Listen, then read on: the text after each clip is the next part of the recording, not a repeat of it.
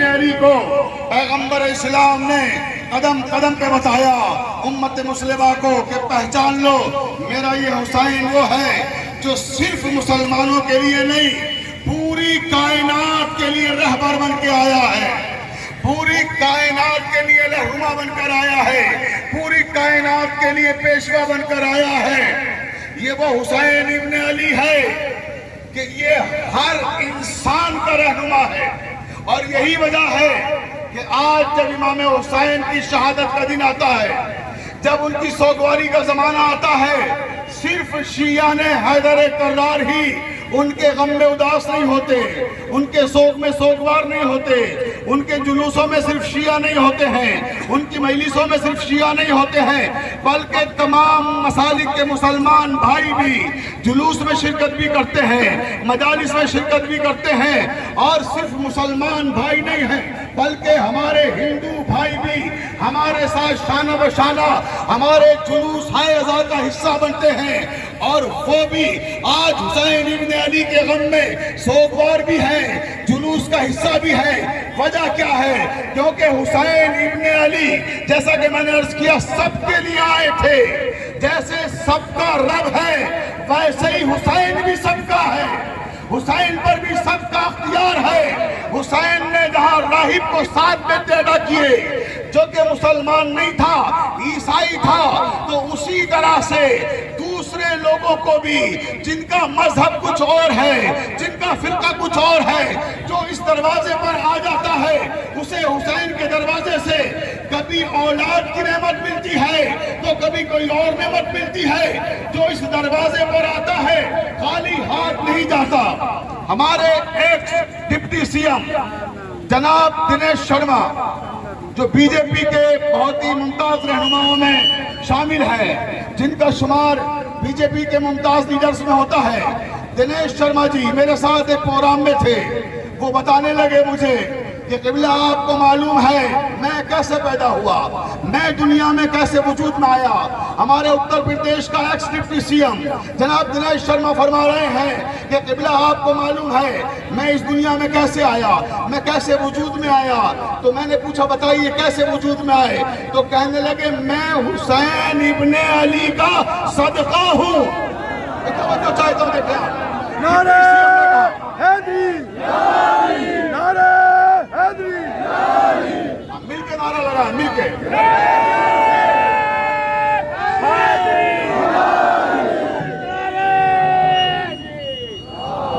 لبیک یا حسین، لبیک یا حسین، لبیک یا حسین، لبیک یا حسین، زندہ باد جیئیں۔ لبیک یا حسین، لبیک یا حسین۔ ہمارے ڈپٹی سی ایم نے کہا کہ میں حسین ابن علی کا صدقہ ہوں۔ میں نے پوچھا کس طرح سے آپ حسین ابن علی کا صدقہ ہیں؟ انہوں نے پورا واقعہ مجھے بتایا۔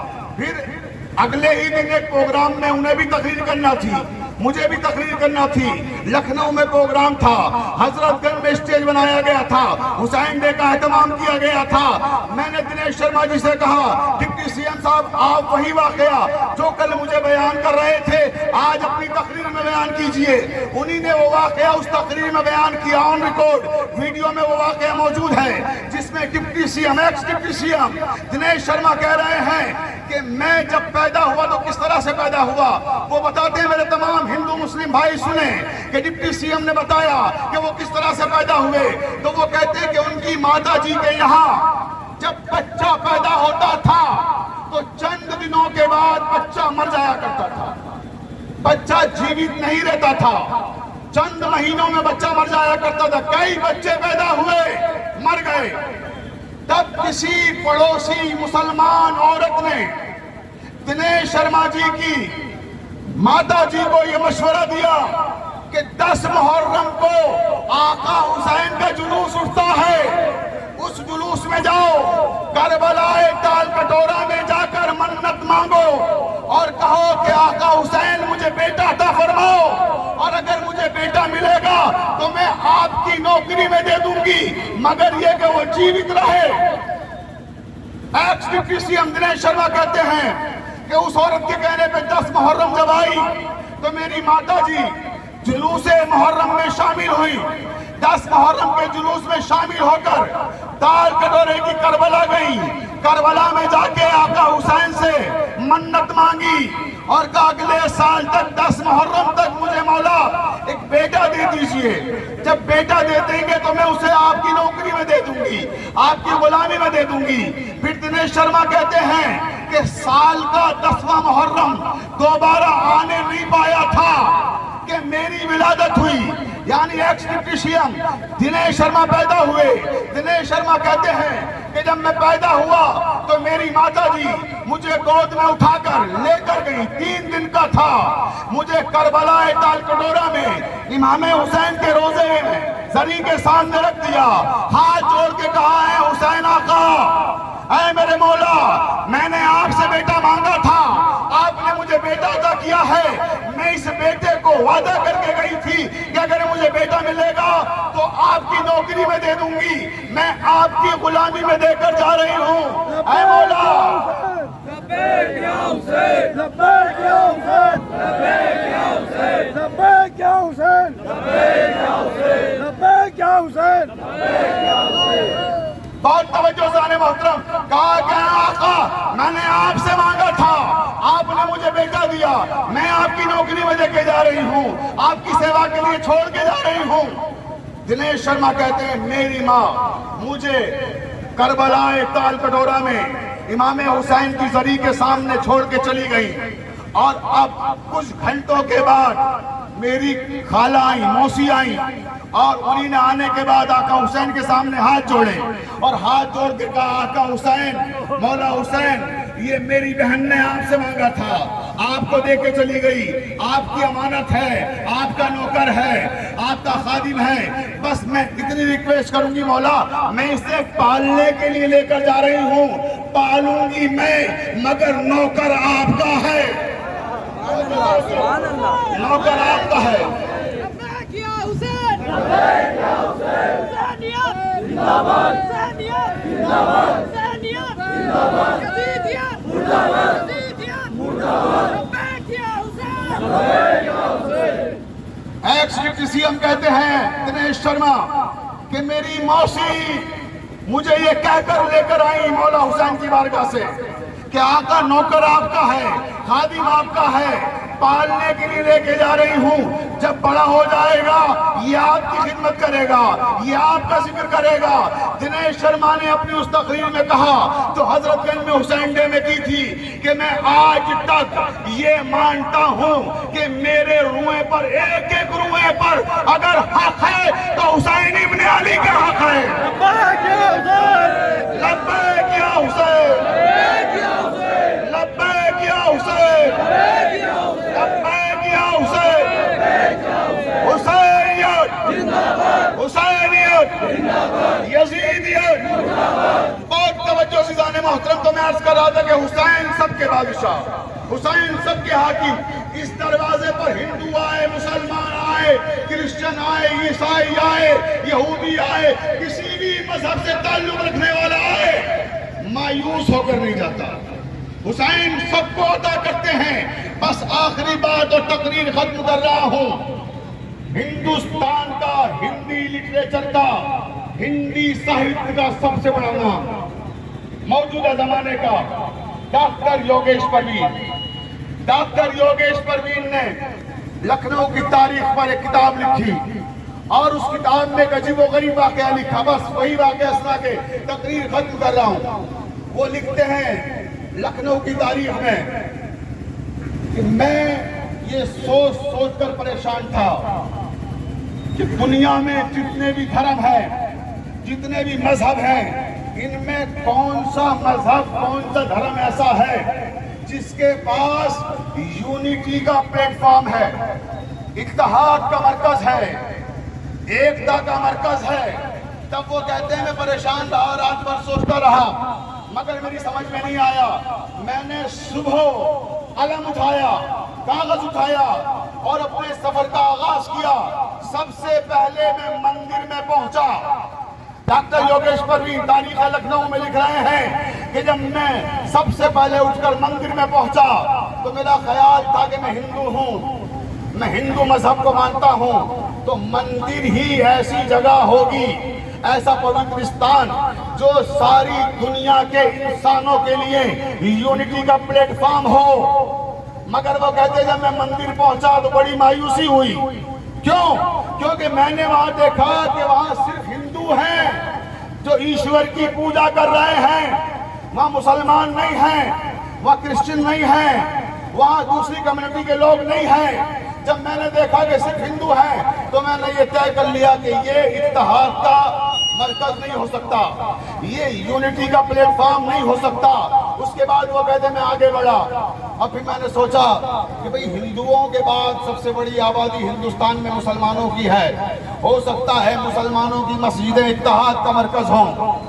اب وہ کہتا ہے میں مسجد میں گیا، جب میں مسجد کے قریب پہنچا تو میں نے کیا دیکھا، عجیب منظر دیکھا۔ وہاں تو کچھ مسلمان ٹوپیاں لگائے ہوئے اللہ تعالیٰ کی عبادت کر رہے ہیں، وہاں ہندو نظر نہیں آئے، وہاں یہودی نظر نہیں آئے، سردار نظر نہیں آئے، کرسچنز نظر نہیں آئے۔ جب مجھے اور کمیونٹی کے لوگ نظر نہیں آئے تو میں نے یہ طے کر لیا کہ اس کا مطلب مسلمانوں کی مسجدیں بھی اتحاد کا مرکز نہیں بن سکتی، یونٹی کا پلیٹ فارم نہیں بن سکتی۔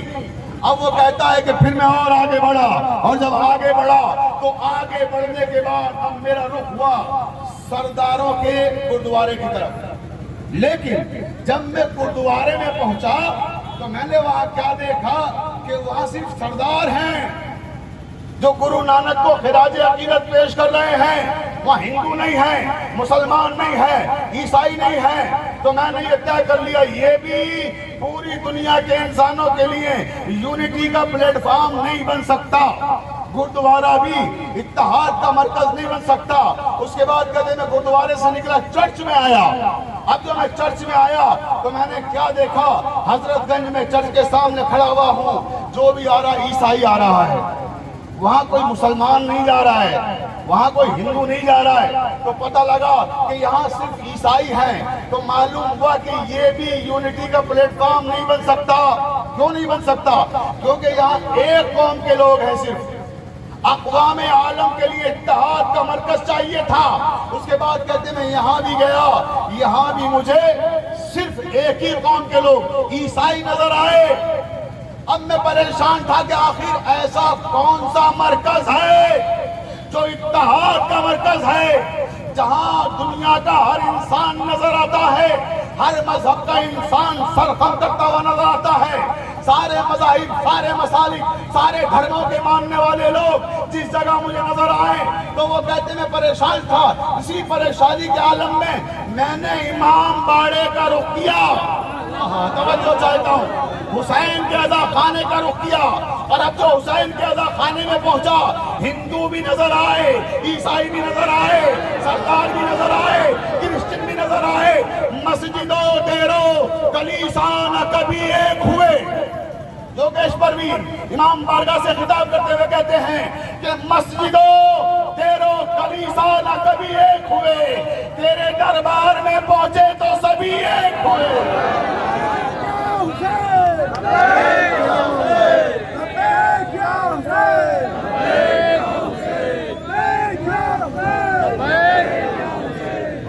لبیک یا حسین، آخری آدمی تک تاریخی نعرہ، ہر آدمی دونوں ہاتھوں کو اٹھا کر پورے اپنے وجود کی طاقت کو صرف کرتے ہوئے لبیک یا حسین، لبیک یا حسین، لبیک یا حسین، لبیک یا حسین، لبیک یا حسین، لبیک یا حسین، زندہ باد۔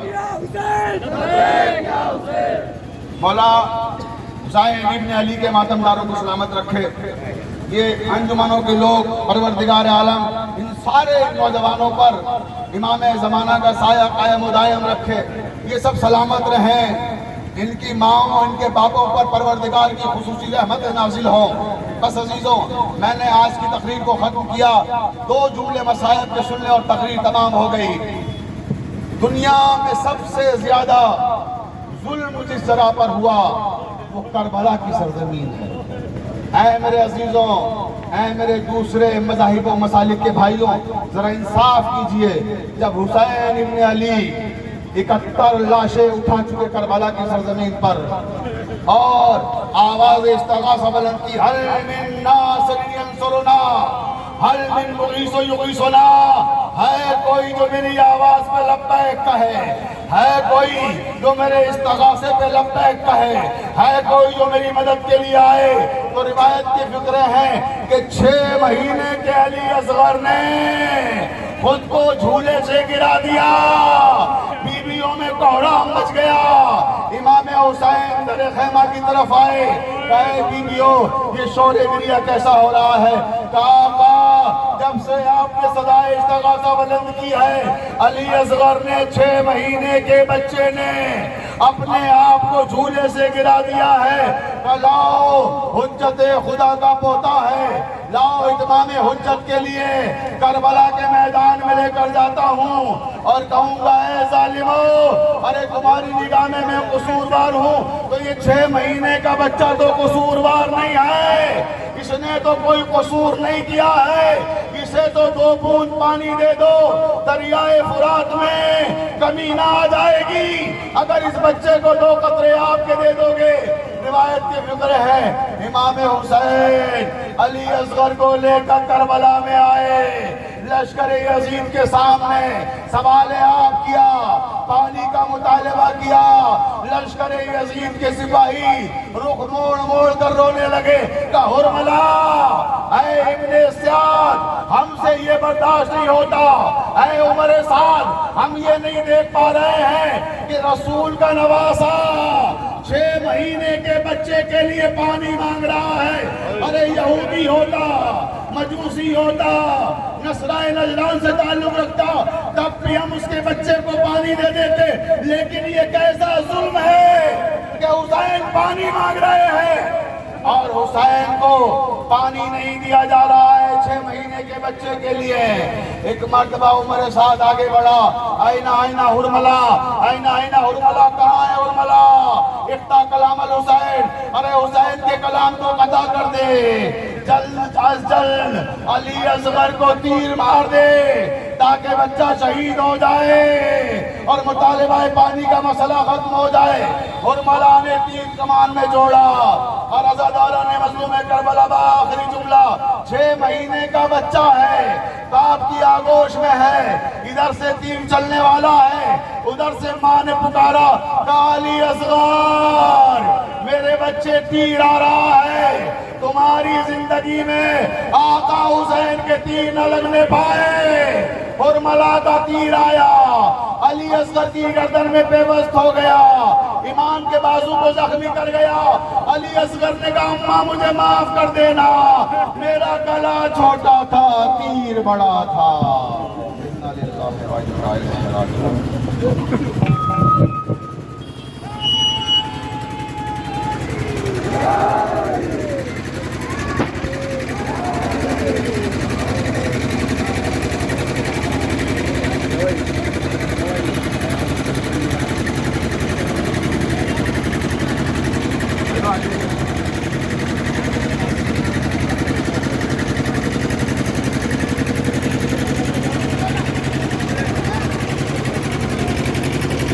Yeah.